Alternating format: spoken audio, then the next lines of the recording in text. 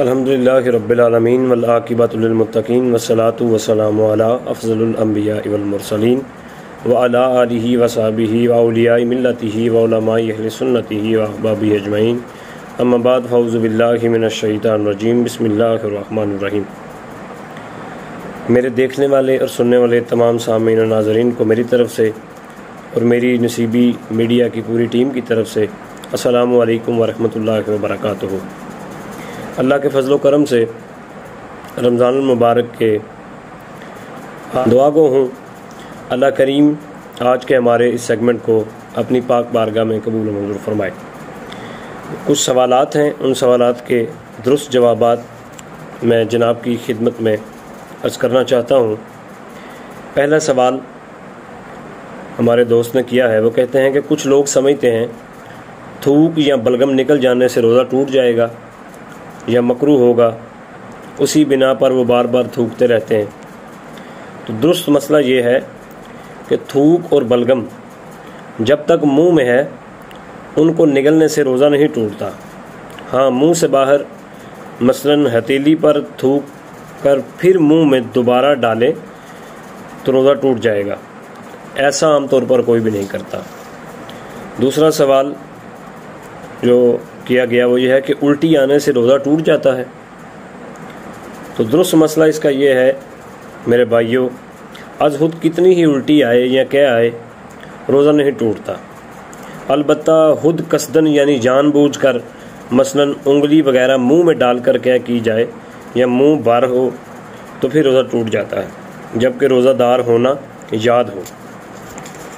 اگلا سوال جو ہمارے دوست کا ہے وہ ہے چوٹ وغیرہ لگنے سے خون نکل آئے یا خون ٹیسٹ کروانے پر روزے پر کو اثر پڑے گا۔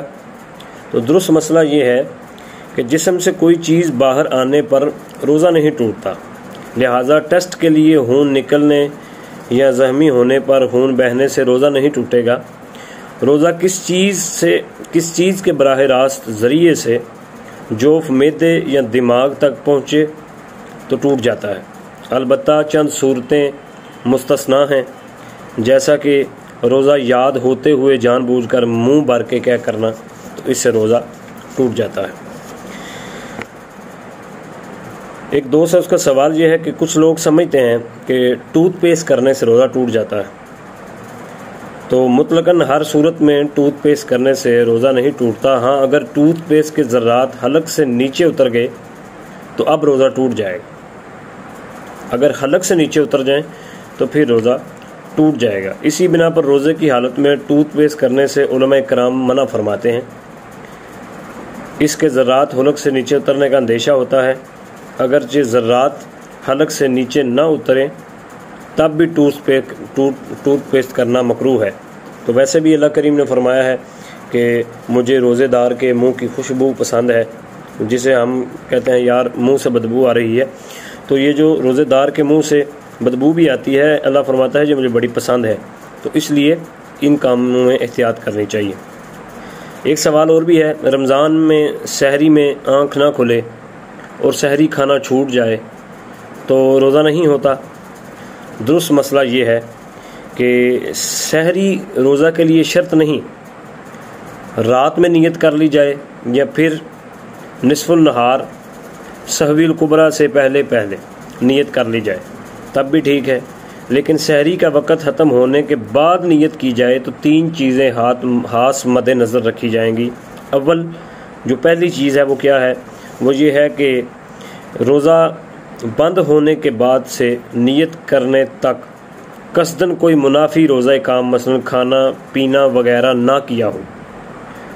دوسرا یہ کہ نیت یہ کریں کہ میں روزہ بند ہونے کے وقت سے روزے میں ہوں، اور تیسرا یہ کہ نصف النہار کے بعد نیت نہیں ہو سکتی۔ اگلا سوال ہے، کچھ لوگ سمجھتے ہیں کہ جو مرض یا کسی اور درست عارضے یا بغیر عذر کے روزہ چھوڑ دے تو فدیہ دینا اس کا متبادل ہے۔ ایسا سمجھنا درست نہیں۔ جو درست مسئلہ ہے وہ یہ ہے کہ ایسا سمجھنا درست نہیں۔ روزہ کسی بیماری کی بنیاد پر ترک کیا ہو یا بغیر کسی عذر کے پہلا مرحلہ یہ ہے کہ اس روزے کے بدلے ایک روزہ قضا رکھے۔ فدیہ صرف اس صورت میں متبادل ہوگا کہ جب بڑھاپے کی وجہ سے روزہ رکھنے کی قدرت نہ ہو، یعنی کہ طاقت نہ ہو، اور نہ ہی آئندہ قدرت ملنے کی امید ہو۔ ایسے شخص کو شیفانی کہتے ہیں، اور اس کی تفصیل بہار شریعت یا فضان رمضان سے دیکھیے، اس میں واضح طور پر بیان کی گئی ہے۔ اور آخری سوال جو کیا گیا ہے وہ ہمارے دوست کہتے ہیں کہ روزے میں انجیکشن لگانے سے روزہ ٹوٹ جائے گا۔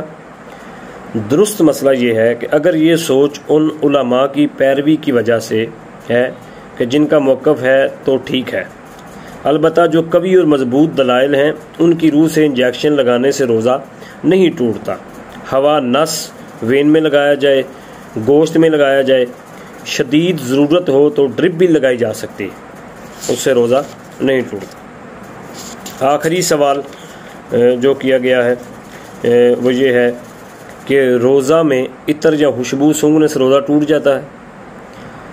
درست مسئلہ یہ ہے کہ مائع خوشبو یعنی لکوڈ حالت میں یا ٹھوس خوشبو سونگھنے سے روزہ نہیں ٹوٹتا، البتہ اگر کسی نے اگربتی کا دھواں مثلاً منہ یا ناک کے ذریعے اندر کھینچا ہے جو کہ لا محالہ حلق میں جائے گا، اور یوں ہی کسی بھی خوشبودار یا غیر خوشبودار دھوئیں کی دھونی اس طرح لی کہ مثلاً اس کے دھوئیں کو ناک یا منہ یا حلق میں داخل کیا تو پھر روزہ ٹوٹے گا، ورنہ ویسے روزہ نہیں ٹوٹے گا۔